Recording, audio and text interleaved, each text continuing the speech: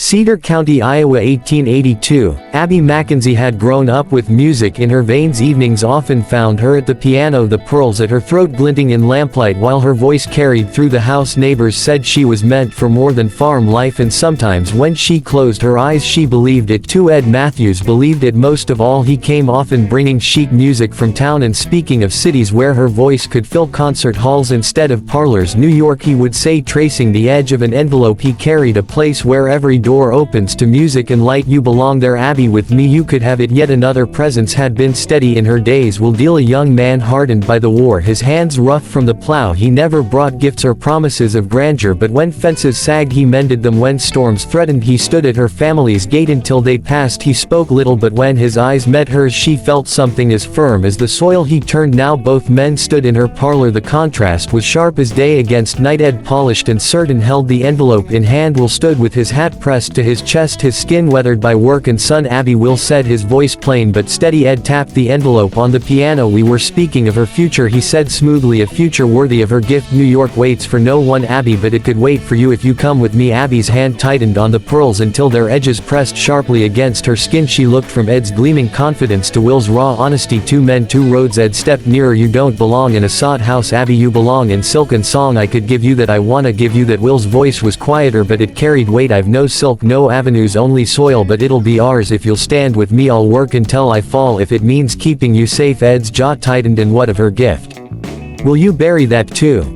Under plow and dust. Will's shoulders squared. I won't bury it, I'll honor it even if it must live through our children. The parlor thickened with silence broken only by the ticking clock and the rustle of lilac branches at the window. Abbie clasped the pearls at her throat, their weight cool steady. Her voice was soft but it carried. I thank you, Ed, for believing in my voice. She turned toward Will, who stood waiting with his hat in his hands. But my choice is here. Ed's eyes closed for a moment as if against a sudden pain. When he opened them sorrow lingered but dignity remained. He bowed his head once. Then I wish you a good life. He set his hat on his head and walked out into the night. The sound of hoofs faded down the lane. At the gate Abbie joined Will, the field stretching endlessly beneath the stars. I don't know what the years will ask, she said. They'll ask much, Will answered. His voice held no flourish, only certainty. But I'll give what I have. The gate creaked as he swung it wide. Together they stepped forward, away from high society's glitter, into the hard unlit country of the prairie where her lantern would burn at great cost. The wooden church stood plain against the wide sky, its steeple weathered, the bell rope swaying faintly in the breeze. Inside, sunlight streamed through simple glass, falling across warm pews filled with neighbors in their Sunday best. Lilacs from the Mackenzie yard rested in a jar on the windowsill, their fragrance lifting gently into the air. Abbie stood at the front, her dress modest white calico trimmed with her mother's careful stitches around her throat. The pearls gleamed softly, catching the light as though they too were listening. Will waited beside her, his dark coat brushed, his hands rough but steady. He glanced at her once, a quiet smile breaking through the solemnity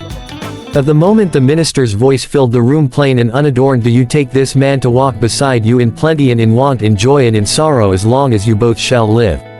Abbie's eyes did not waver. I do. The minister turned to Will. And do you take this woman to keep and to cherish in hardship and in peace, as long as you both shall live?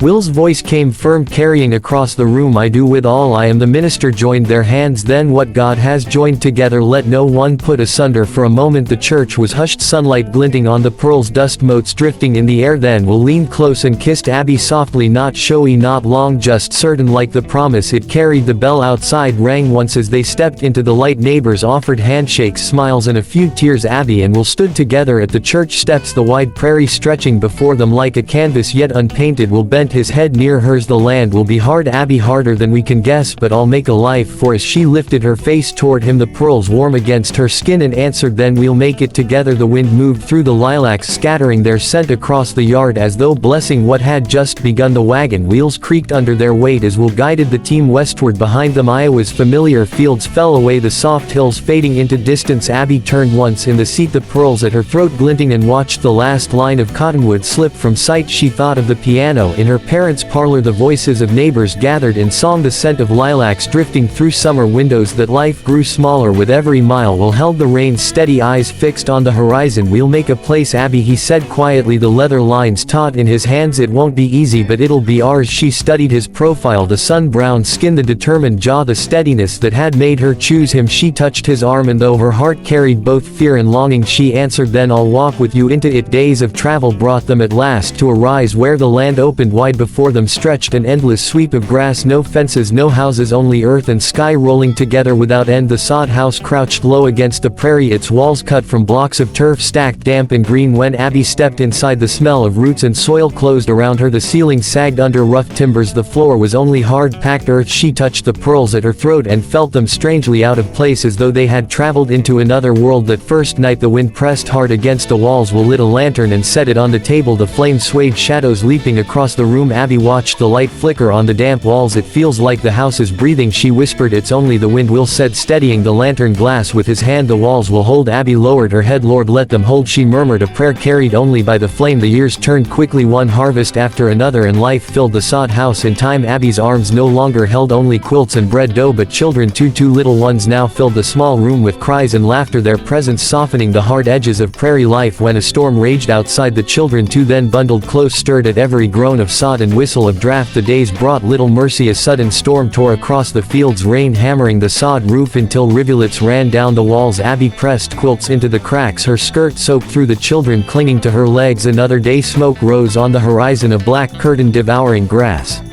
and sky. Will and Abbie beat at the flames with wet sacks, coughing, eyes stinging. When it finally rolled past, leaving only ash, Will sank to the ground blackened with soot. He wiped a streak across his face and gave her a faint grin. Well, Abbie, I reckon I'm handsomer than I've ever been, she laughed in spite of herself, breathless and shaking her head. Handsome or not, you'll sleep in the barn if you bring that smell inside. For a moment they sat together on the scorched earth, their laughter soft carried away on the wind. Then they rose and the work began again. Then came the grasshoppers. They arrived like a storm of wings, bodies striking the walls, spilling thick across the ground. By morning every stalk was stripped, the garden ruined, the cottonwoods gnawed bare. The children tried to shoo them with brooms, shouting and stomping. Mac waved his arms, laughing despite his fear. They'll eat pa boots before they're done. The sound of his laughter startled Abbie, and even she smiled just for a heartbeat before silence returned. Later she knelt in the field, soil dry beneath her hands. She bowed her head, shoulders trembling. What if it all goes?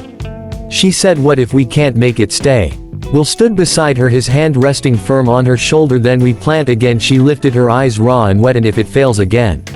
Then we plant again, he repeated. His voice held no grand promises, only a steady faith. That night when the house was quiet, Abbie unclasped the pearls and laid them in a small wooden box. She shut the lid and slid it beneath her shawls, as though setting beauty aside until the world made room for it again. The lantern burned low on the table, its small circle of light holding against the dark. The years slipped forward, each season heavier than the last. What began as struggle for a home deepened into the fight to keep it. Summers burned the prairie flat, winters carved it in ice. Abbie's hands grew rough from hauling water, kneading bread, scrubbing clothes until her knuckles cracked. The lines deepened in her face, but her eyes still searched for light. The children grew quickly. Isabel sang while she worked, her voice rising pure over the clatter of dishes. Margaret sketched in the dirt with a stick, tracing the shapes of flowers. Mac tested his strength against fences and posts. Restless and daring John sat with books, quiet, thoughtful. Grace, the last, was frail but bright, her eyes following everything in them. Abbie saw sparks of the life she had once dreamed for herself. One night a storm raged against the sod walls, the wind shrieking through cracks until the children cried out. Abbie gathered them close beneath quilts, rocking them gently. Isabel clung to her arm. Mama, sing louder so the storm won't find us. Abbie kissed her hair. Then we'll sing together and we'll be stronger than the wind. Her voice lifted thin but steady, and the children joined in, their small voices weaving with hers until the roar outside seemed to weaken. The prairie's cruelties came all the same. Corn withered in dust, the shelves emptied. One winter all that remained were a few jars of beans and a sack of cornmeal. At the table Abbie laid out the last biscuits. Will reached for one but saw Grace's small hand hover nearby. Without a word he pushed the plate toward her. Instead Abbie caught the gesture, her throat tightening. Their eyes met across the table. She reached for his hand beneath the cloth, their fingers closing together in quiet understanding. Later Margaret traced lines in the dirt with her stick, sketching the ruined stalks. Mama, do you think the prairie is beautiful even when it looks empty? Abbie smoothed her hair back. Yes Maggie, sometimes it's the emptiest places that hold the most beauty. You just have to learn how to see it. That night Abbie lifted the wooden box from beneath her shawls. She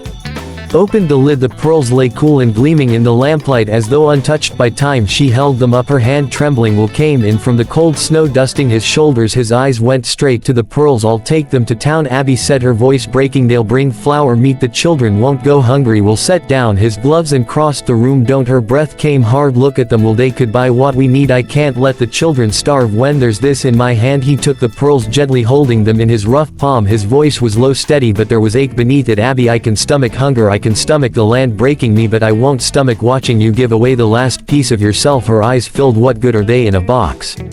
He pressed them back into her hand. They're a promise that the world won't always be this hard, that there's beauty worth keeping even if we can't touch it now. Abbie lowered them slowly back into the box. She shut the lid with a quiet click, then glanced toward the lantern on the table. Its flame bent in the draft, then righted itself, holding steady against the dark. She let out a breath as if steadying herself by its small defiance. For a long time neither spoke, only the wind moaned against the sod walls and the lantern flame swayed small but unbroken. The years wore will deal down. His shoulders stayed broad but his breath grew short, and the cough that began in winter lingered into summer. Each season the rose seemed longer beneath his feet. One evening Abbie found him sitting on the porch step, his hat at his side, staring across the stubbled fields. The dusk settled heavy over the land, the horizon fading into blue shadow. She eased down beside him, tying her shawl tighter against the cooling air. You've earned the right to rest, Will, she said softly, but don't you leave the racing all to me. He chuckled, though his gaze lingered on the horizon, solemn. I'll not see it through much longer. Don't talk that way, Abbie said firmly, touching his arm. The land takes its due, he replied quietly, but you'll carry it farther than I ever could. The weeks that followed pressed heavy. The children tried to brighten the sick room. John sat at his father's side reading aloud in his careful voice. Grace brought water in a chipped cup, her hands trembling but determined. Mac puffed out his chest on the stool. Don't worry, PA, I'll keep the farm in line till you're better. We'll manage. A chuckle, weak but real. Heaven help the place. Then laughter rippled through the room, thin but it held the darkness back. For a moment still the cough deepened. The children grew hushed, eyes wide with worry. Abbie kept watch at his side, spooning broth he could not swallow, pressing cool cloths to his brow, whispering words she would not let herself cry. You'll mend, Will, just hold on a little longer. One night as the fire burned low, Will reached for her hand. His grip was thin but steady. Abbie, he whispered, promise me you'll keep them safe when the world presses and don't let it take their hope. Tears fell onto his hand. I promise, she said, I'll see them through. His eyes softened. You gave up much for me, for this land. I knew it. You gave me love, Abbie answered, voice breaking. That was never a loss. He drew one more breath, faint but certain. Let them see more than we did. Before dawn he was gone. The house felt vast in its silence, the bed too wide, the rooms too hollow. When morning came Abbie pulled on Will's coat, tied her hair back and stepped into the cold. The chickens scattered as she opened the coop. Beyond the yard the gate sagged, the field stretched dark with frost, and she walked toward them as though the work itself might keep her standing. That night she sat by the window, the pearls in her lap cool against her skin. She turned them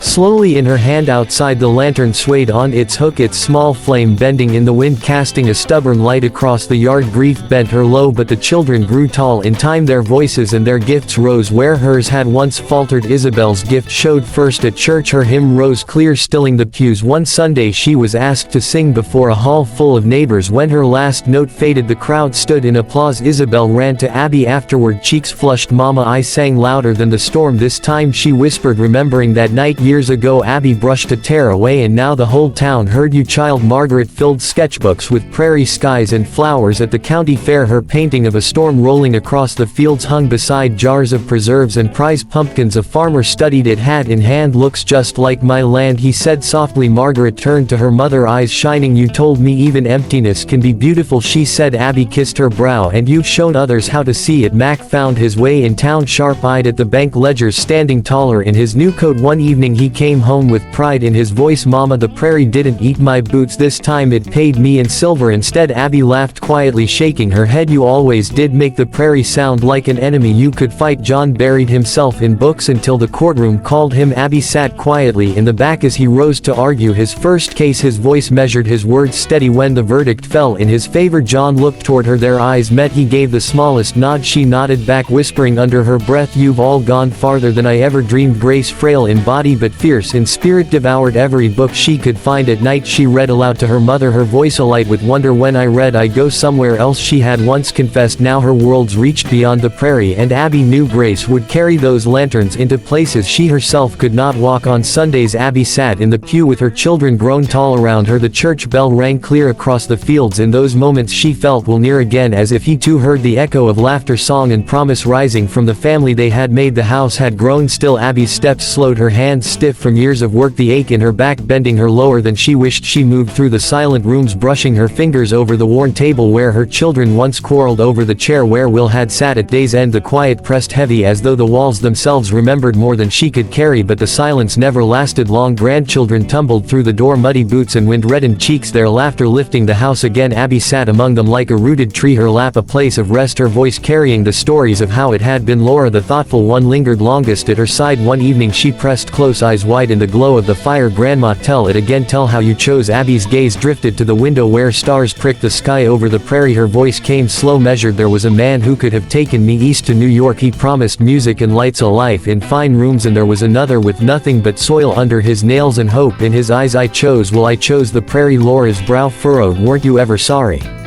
Abbie smoothed the child's hair with her lined hand. Never sorry. There was a cost, yes, but regret no. Love carried me farther than comfort ever could. She thought of Isabel's voice, stronger than storms. Margaret, showing others how to see beauty in emptiness. Mac's boldness turned to steady gain. John's quiet promise made good. Grace's books opening worlds beyond the horizon. Abbie smiled faintly. Each of them lit a lantern of their own. Laura, that was all I ever hoped. That winter Abbie lifted the wooden box from its shelf. Inside the pearls lay cool, their sheen unchanged though the years had marked everything else. Her hands trembled as she placed them into Catherine's eager fingers. Their darling, Catherine said, fastening them at her throat, spinning before the mirror. To her they were simply pretty stones. Abbie watched in silence, the firelight catching each bead. To her there were 6 decades of sacrifice, hidden beauty carried through hunger and loss. A lantern she had kept burning when the world grew dark. That night Laura climbed into her lap again outside the porch. Lantern swayed in the wind, its glow falling across the yard and the boot-worn earth. Grandma, Laura whispered, what is a life really?